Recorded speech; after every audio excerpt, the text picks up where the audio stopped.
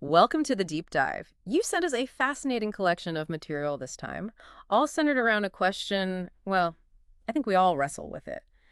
How do we actually achieve more without just, getting buried? hmm We've all heard work smarter, not harder, but what does that practically mean for someone like you looking to cut through the noise, find those real strategies? Yeah, actionable stuff. Exactly. And among the resources, Winston Trim's study, The Abundant Mindset and Live AI, really stood out. Some compelling findings in there. It did, yeah.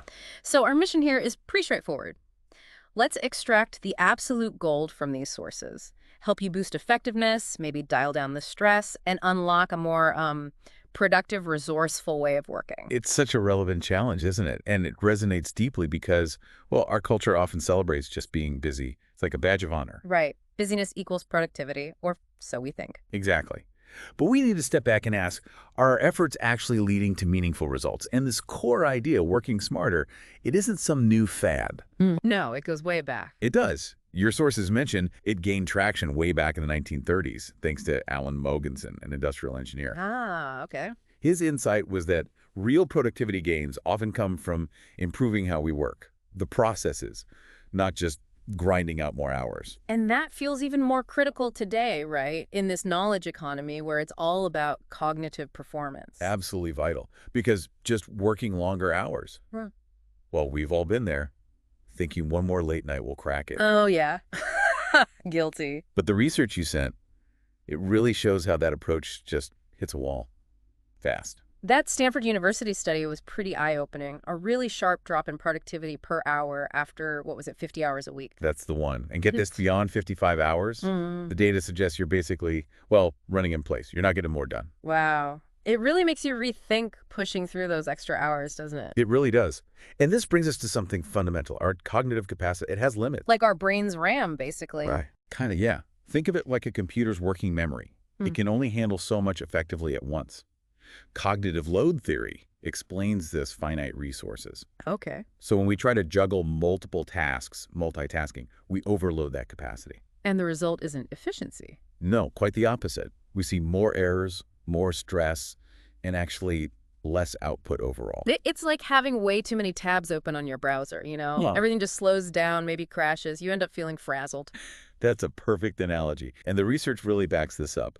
That 2019 study you shared from the Journal of Experimental Psychology, fascinating. What did it find again? It showed that people focusing on a single task, they finished it 40% faster. 40%. Wow. And they made 30% fewer errors compared to the multitaskers. That's a huge difference. It definitely makes you question trying to answer emails during a meeting, thinking you're being clever. Precisely.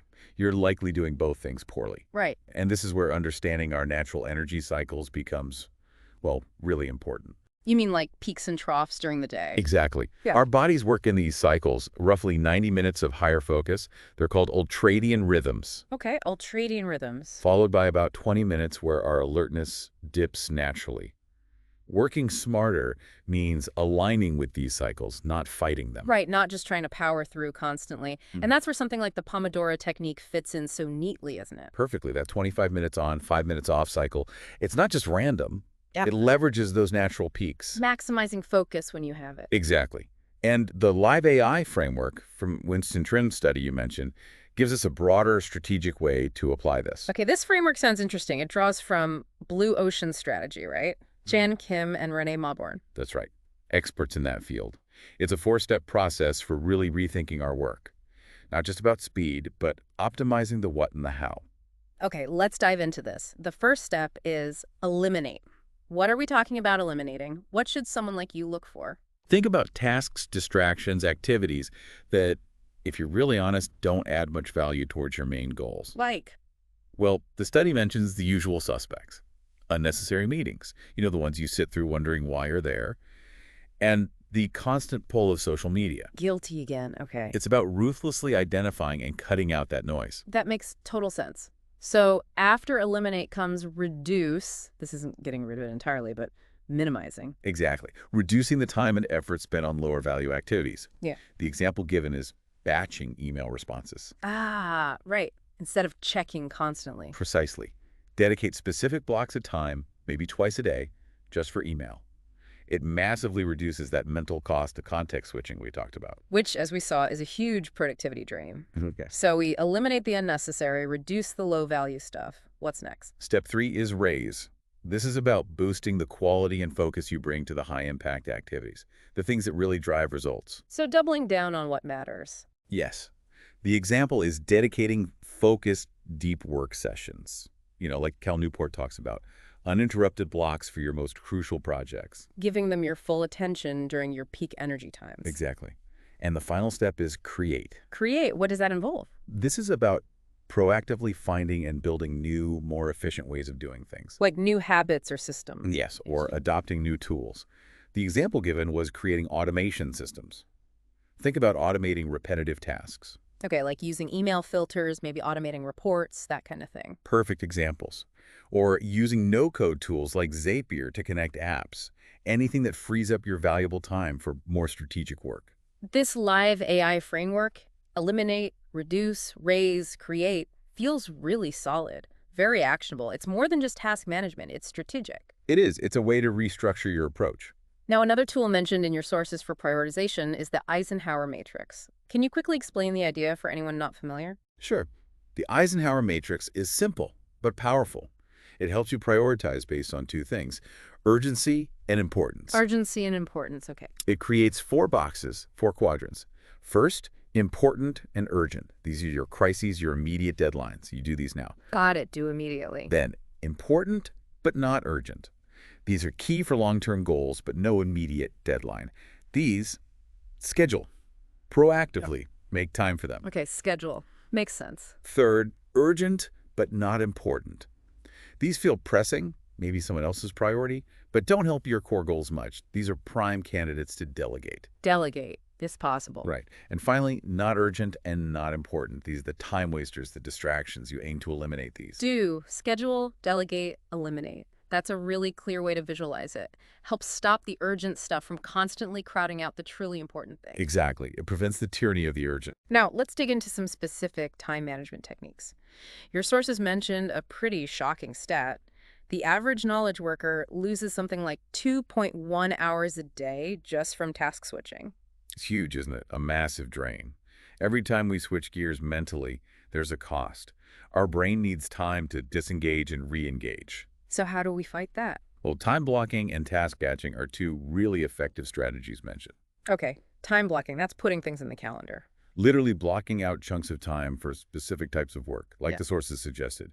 Maybe 90 minutes for deep work in the morning, a block midday for emails and meetings, another focus block later. Creating dedicated zones and task batching. Similar idea, but grouping similar tasks together. Do all your expense reports at once. Make all your calls in one go. Write routine emails in a single session. It keeps you in the same cognitive mode. Minimizes that mental gear shifting. Those sound really practical. And what about the 2-minute rule from David Allen's GTD? Ah, yes, a brilliant little rule.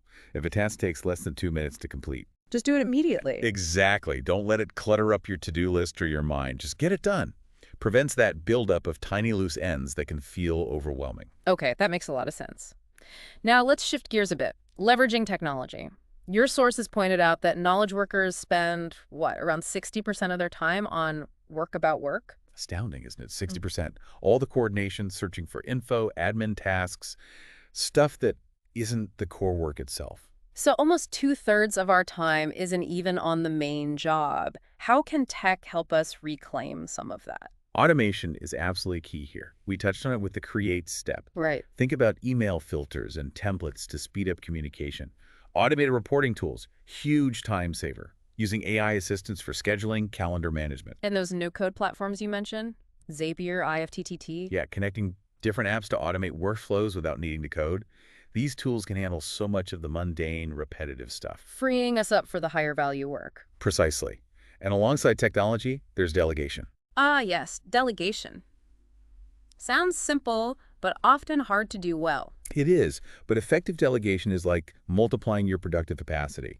You entrust tasks to capable people, freeing you up, and it helps them develop too.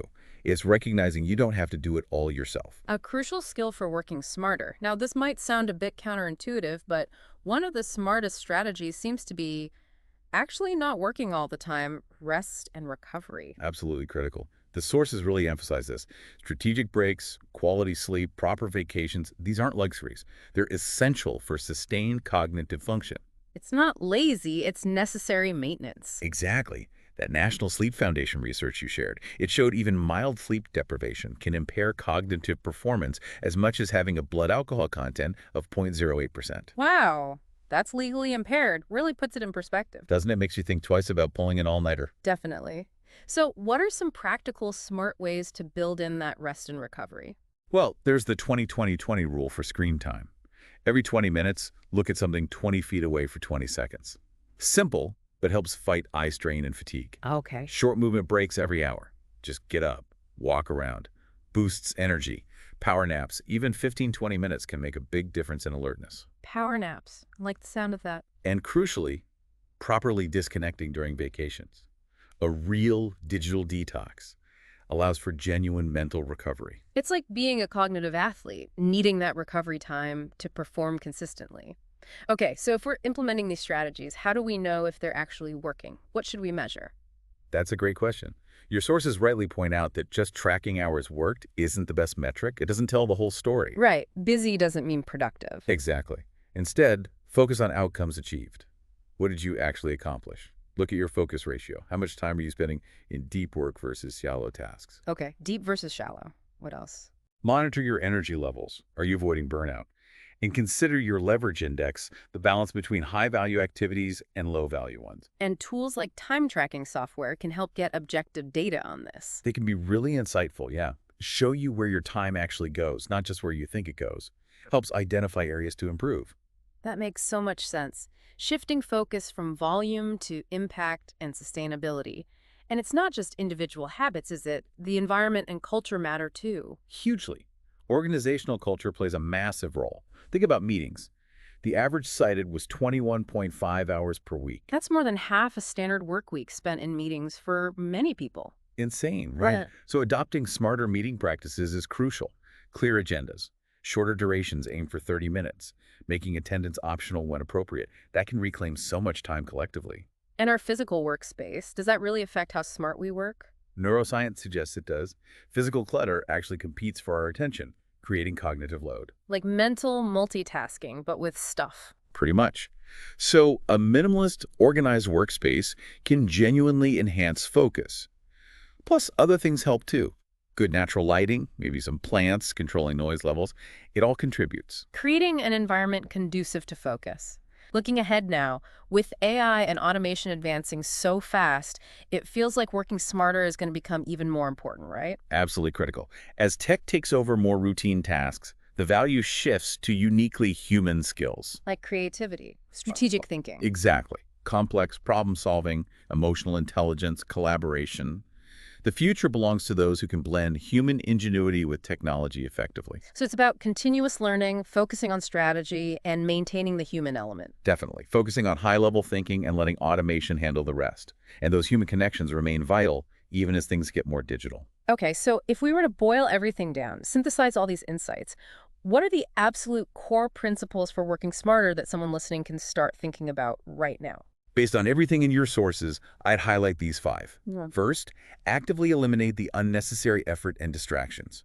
Be ruthless. Okay, eliminate. Second, focus your precious time and energy on the highest leverage activities, the stuff that really moves the needle. Focus on impact. Got it. Third, leverage technology and build smart systems to boost efficiency and automate what you can. Leverage tools and systems. Makes sense. Fourth, maintain sustainable energy, prioritize rest, recovery, self-care, don't burn out. Maintain energy. Crucial. And fifth, continuously refine your approach. Use data, track meaningful metrics, and adapt your strategies. It's an ongoing process. Eliminate. Focus. Leverage. Maintain. Refine. That's a great summary. It all points towards true productivity being about clarity, intention, not just raw hours. Accomplishing more, but with less stress. Precisely. It's about effectiveness and well-being. And it really brings that Tim Ferriss quote to mind, the one from your sources. Being busy is a form of laziness, lazy thinking, and indiscriminate action. Oof. That hits home, doesn't it? It really does. Working smarter requires that critical thinking, that discipline to cut out the noise so you can achieve great things without, sacrificing yourself in the process. A powerful reminder. that sometimes doing less, but doing it with focus and intention, is the smartest move of all. Absolutely. So for you listening right now, here's something practical to chew on. What's just one unnecessary task, meeting, or distraction you could consciously eliminate from your workflow starting today? Just one thing. Just one thing. Cut it out to create a little more space for those high-impact activities we've been talking about. Reflect on these principles, maybe try one technique, Pomodoro, time blocking, the 2-minute rule, and see how working smarter can lead to a more productive, maybe more fulfilling, and perhaps, as Winston Churchill suggested, even a more abundant way of working. Thanks for diving deep with us.